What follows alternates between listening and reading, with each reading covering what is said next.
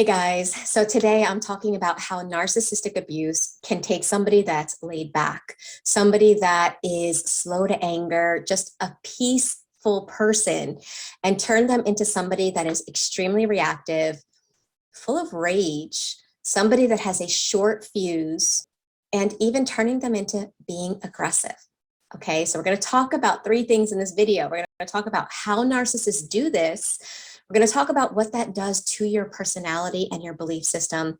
And most importantly, we're going to talk about how you can get you back. So if you feel like you've changed because of a relationship, a toxic relationship, where you almost feel like now you're the toxic person, you're going to want to watch this video. For those that don't know me, my name is Michelle. I'm the founder of the Thriver School of Transformation, which is a monthly membership where each month we take another piece of the healing journey and we work through it together, recreating and transforming after narcissistic abuse from the inside out. So if that's something you might be interested in, I will leave the link here for you to check it out.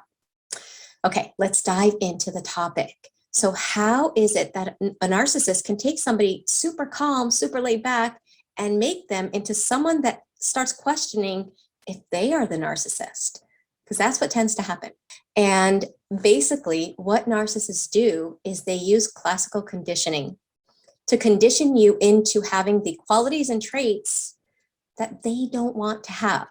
Okay, so for example, if you ever analyze an argument with a narcissist that you're having, whether it's your parent, whether it's somebody at work or a significant other, the more peaceable you are, the more calm you are, the more reasonable and grounded you feel, the more the narcissist spins you and spins you and spins the conversation in so many different directions, the more, in fact, the more they become unreasonable, toxic, abusive, until you can't take it anymore and you explode. Because guess what? Everybody has a breaking point. And at that moment that you explode, they calm down.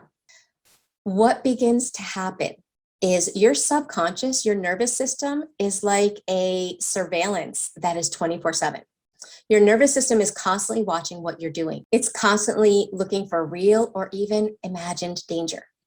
And it makes associations with things. So if every time you're calm, it's met with fighting, horror, calm horror, your brain starts thinking, oh, this isn't working. And it watches and it's watching, and all of a sudden you explode. So now you're not calm. Now you're triggered and you're angry and you're out of control. And suddenly you get a different result. The result is peace. So what the narcissist is doing in those moments is actually training you. They are training you to explode. Why? Because when you are handling it calmly, it's very obvious to you, to them, and not that they do this in public, but if someone were watching, it would be super easy to see who the problem is. But when you explode, suddenly they can point out your behavior as being toxic. So they do this intentionally. The truth is, they don't want peace and calm. They want a person to carry the parts in themselves that they don't want, which is the anger and the frustration, feeling out of control. They want that in you so they can regulate themselves. Okay, so they do that again through classical conditioning, through punishments and rewards. You are punished when you are at peace, when you are handling things calmly. You are rewarded when you explode. That conditions the brain to explode faster and faster, thinking that it's giving you a good result. That's what happens with our subconscious mind. Okay, so let's talk. That's how they do it with classical conditioning. Let's talk about what this does to you, to your personality and your belief system. And it's so important to understand this because a lot of people that were in toxic relationships, after the relationship was over, they would find themselves still exploding and stuck in their fight response. And this would cause people to think, well, maybe I'm the narcissist, maybe I'm the bad person, because they would see their behavior. They know it's not who they are, but the evidence is there. Those are their actions. And it starts confusing you as to who you really are. Okay, so what happens to you is that when they're doing this, they are literally molding your personality, or I should say remolding your personality. Every time we have an emotional response, it's called a refractory period. So in other words, if somebody does something that makes me sad and suddenly I feel sad, the length of time that I feel sad is my refractory period for that emotion, right? Well, narcissists are provoking you to feel anger. And the more you're feeling that anger, it comes up and now you're in it. Now you're reacting. You're in that refractory period of anger. The more that happens, the more consistently that is brought up, and the longer you stay in your refractory period, that starts creating traits and that starts shifting your personality. The longer we spend time in that refractory period of certain emotions, the more those emotions and reactions become a part of our personality. That's the scary part. Okay, so if you leave an abusive relationship, you really aren't yourself in so many different ways. But in this sense, what I'm trying to point out is how you lose that peaceful way of being, that calm, that relaxed way of handling life. It becomes completely different. And it has to do with that punishment and rewards that the narcissist does with you. So I can always tell with some of my clients if this has happened to them, because once they start learning about like the mindset observe, don't absorb, right? And they start realizing that they don't have to react, like they don't have to control the other person. If the other person chooses behaviors that are unattractive, you may not like those behaviors that they're choosing, but they start learning that they're not responsible to change that person, right? So they start learning that, but then they start saying things like, but Michelle, if I don't explode, if I don't react, he or she just continues on and on and on and on and on and on. I have to blow up in order to stop the argument, in order to get some relief.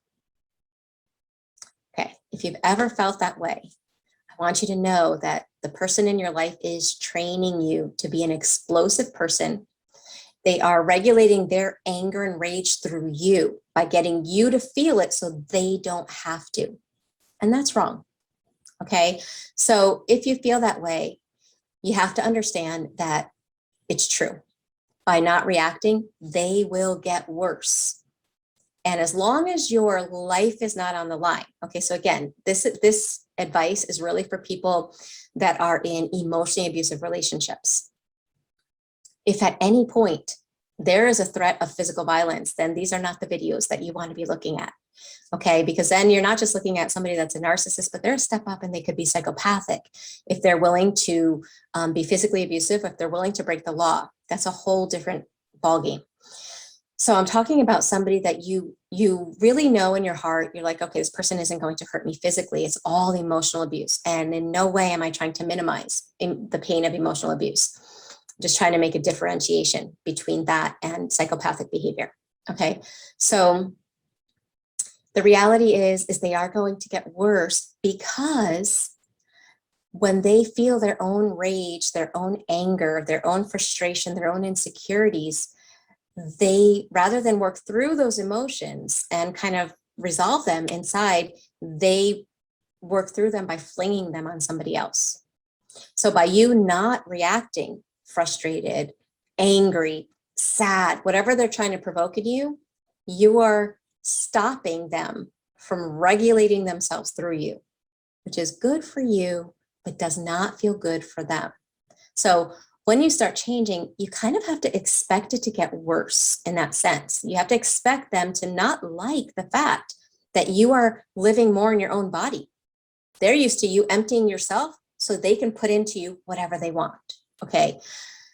Congratulations for getting to that place, but it isn't easy when you're still in the situation, because obviously the other person's going to get angry. If at that moment you have the thought, well, let me just explode so that the argument can be over, that's enabling their dysregulation to be regulated through you.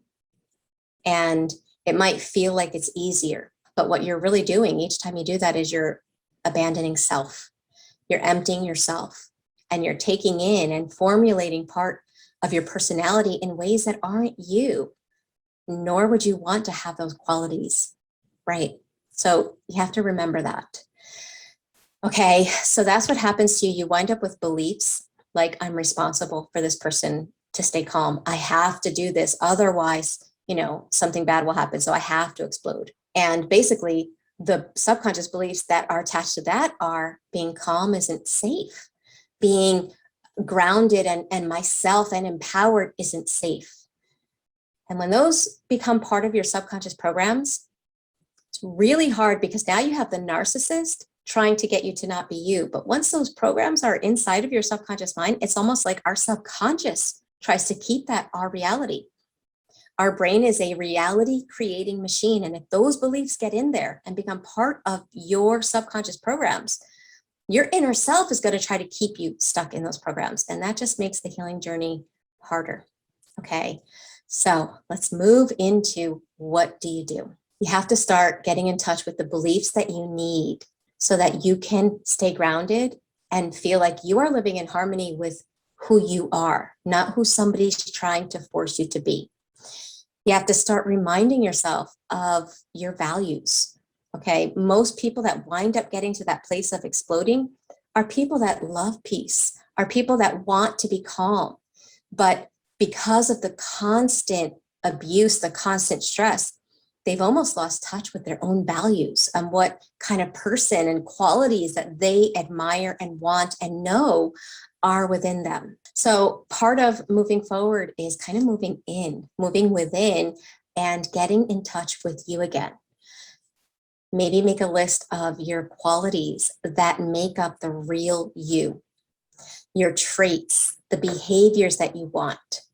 Now, I know that those behaviors and traits do not line up with a narcissist because a narcissist doesn't want you to have values. They only want you to value them.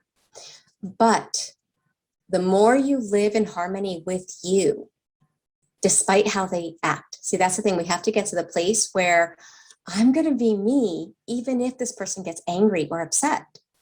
We don't want to say, oh, this person's going to be angry, upset, therefore I got to stop being me. No, we want to get to a place where we recognize that just like every human on this planet, we are allowed to be our own authentic self. And when you get to that place, you can then observe how that person is behaving. You can notice what they do to try to knock you off balance and cause you dysregulation. You'll see their dysregulation because instead of being so externally focused, you're going to be focused on you. Staying grounded with questions like, what am I feeling? What do I think about this? What do I need? Sometimes you're so externally focused on what they need to feel grounded that you're disconnected from self. So the stronger your connection to self, the more you'll be able to stay in alignment with your personality, your values, and your traits, even if the narcissist doesn't like them. And then you have to make sure that you feed that with positivity.